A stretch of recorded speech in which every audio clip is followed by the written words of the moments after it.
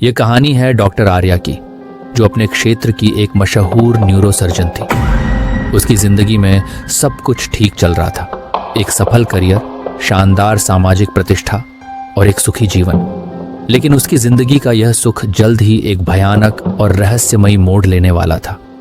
उसकी नींद में बार बार आने वाला एक अजीब सपना उसकी जिंदगी को उलट पलट करने वाला था। डॉक्टर आर्या को कुछ महीनों से एक ही सपना बार बार आता था। सपने में वो एक पुरानी उजड़ी हुई हवेली के सामने खड़ी होती थी। उस हवेली के चारों ओर एक गहरा जंगल था जो अजीब सन्नाटे में लिपटा हुआ था। हवेली के दरवाजे पर एक बड़ा सा ताला लटका होता था, लेकिन जैसे ही आर्या दरवाजे को छूने की कोशिश करती, ताला अपने आप खुल जाता था। अंदर जाते ही उसे एक अजीब सी ठंड महसूस होती और हवेली के अंदर एक लंबी अंधेरी गलियारे में चलते हुए अचानक एक महिला की चीख सुनाई देती थी। वो चीख इतनी डरावनी होती कि आर्या की नींद खुल जाती। उसकी पूरी देह पसीने से भीग जाती थी और दिल तेजी से धड़कने लगता था। शुरुआत में उसने इसे अपने काम का तनाव समझा, लेकिन जब यह सपना लगातार आने लगा तो उसने इस पर गंभीरता से सोचना शुरू किया। एक दिन उसने अपने सहकर्मी और अच्छे दोस्त डॉक्टर करण को इस सपने के बारे में बताया। करण ने इसे एक मनोवैज्ञानिक समस्या मानते हुए मजाक में टाल दिया, लेकिन आर्या के दिल में कुछ और ही चल रहा था। उसे लगता था कि यह सपना एक संकेत है और इसके पीछे जरूर कोई रहस्य छिपा हुआ है। आर्या ने अपने पुराने दस्तावेज और बचपन की यादों को खंगाला और पाया कि उसके जन्म के कुछ समय बाद ही उसके माता पिता एक अजीब दुर्घटना में मारे गए थे। उसे गोद लेने वाले परिवार ने उसे कभी भी उसके असली परिवार के बारे में ज्यादा जानकारी नहीं दी थी। उसने फैसला किया कि वो उस सपने में दिखने वाली हवेली का सच जानेगी। काफी खोजबीन के बाद उसे पता चला कि उसके सपने में दिखने वाली हवेली एक छोटे से गांव कालासर में थी। ये गांव शहर से दूर जंगलों के बीच बसा था। गांव वालों का कहना था कि वह हवेली शापित है। कोई भी उस हवेली के करीब जाने की हिम्मत नहीं करता था, क्योंकि माना जाता था कि वहां आत्माओं का वास है। लेकिन आर्या ने ठान लिया कि वो हवेली में जाएगी और उस रहस्य से पर्दा उठाएगी।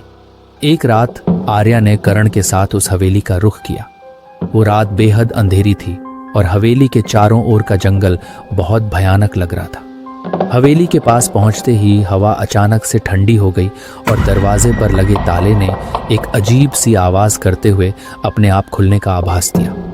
हवेली के अंदर अंधेरा और नीरवता थी। दीवारों पर पुराने चित्र थे और फर्श पर धूल की मोटी परत जम चुकी थी। हवेली की दीवारें मानो सदियों से किसी के आने की प्रतीक्षा कर रही थी। अचानक आर्या को वही महिला की चीख सुनाई दी जो वो अपने सपने में सुनती थी। चीख सुनकर करण घबरा गया और उसने कहा, हमें यहां से निकल जाना चाहिए, ये जगह सही नहीं लग रही। लेकिन आर्या ने उसे शांत रहने को कहा और दोनों हवेली के भीतर और गहराई में गए। जैसे ही वो हवेली के नीचे तहखाने तक पहुंचे, उन्हें वहां एक पुरानी बंद दरवाजा मिला जो पूरी तरह से सड़ चुका था। दरवाजे के ऊपर बड़े अक्षरों में लिखा था, यहां मुक्ति आती की प्रतीक्षा है। दरवाजे के अंदर घुसते ही उन्हें एक छोटा बंद कमरा मिला।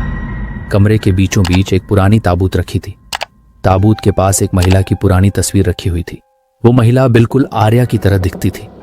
आर्या के रोंगटे खड़े हो गए। करण भी सदमे में था। जैसे ही उन्होंने ताबूत को खोला, एक पुरानी किताब और कुछ पुराने आभूषण मिले। किताब में लिखा था, मैं अद्विका हूं, मेरी आत्मा इस हवेली में बंद है। मुझे मेरे ही परिवार ने छल से मारा और इस ताबूत में दफना दिया, लेकिन मेरी आत्मा अभी भी मुक्त नहीं हुई है। मेरा पुनर्जन्म आर्या के रूप में हुआ है और अब वही मेरी मुक्ति का कारण बनेगी। आर्या के हाथ से किताब गिर पड़ी। उसे अब सब समझ में आ गया था। वो खुद अद्विका का पुनर्जन्म थी और इस पूरी घटना का साक्षी बनने के लिए उसे यहाँ लाया गया था। अचानक से हवेली में तेज हवाएं चलने लगीं और एक सफेद छाया सामने प्रकट हुई। वो छाया अद्विका की आत्मा थी जो अब आर्या के सामने खड़ी थी। उसने धीरे धीरे कहा, मेरा अंत अब तुम्हारे हाथ में है, मुझे मुक्ति चाहिए। आर्या ने अद्विका के पुराने आभूषण और किताब को हवेली के पास लगे पीपल के पेड़ के नीचे दफनाया, जैसा किताब में निर्देश था। जैसे ही उसने ये किया, अद्विका की आत्मा शांति से आकाश में विलीन हो गई। हवेली के चारों ओर का सन्नाटा टूट गया और हवेली की पुरानी दीवारें धीरे धीरे गिरने लगीं। आर्या और करण हवेली से बाहर निकले और उन्हें महसूस हुआ कि हवेली का श्राप खत्म हो चुका है। उस रात के बाद आर्या को कभी वो सपना नहीं आया। उसकी जिंदगी में सब कुछ फिर से सामान्य हो गया, लेकिन वो हमेशा इस बात को जानती रही कि वो सिर्फ आर्या नहीं है, बल्कि एक शापित आत्मा की मुक्ति की यात्रा का हिस्सा भी थी। तो दोस्तों, आपको ये कहानी कैसी लगी हमें कमेंट करके ज़रूर बताइए, और ऐसी ही इंटरेस्टिंग और हॉरर स्टोरी के लिए हमारे चैनल को लाइक, शेयर, सब्सक्राइब करना बिल्कुल मत भूलिए। तो मिलते हैं जल्दी एक और इंटरेस्टिंग कहानी के साथ। धन्यवाद।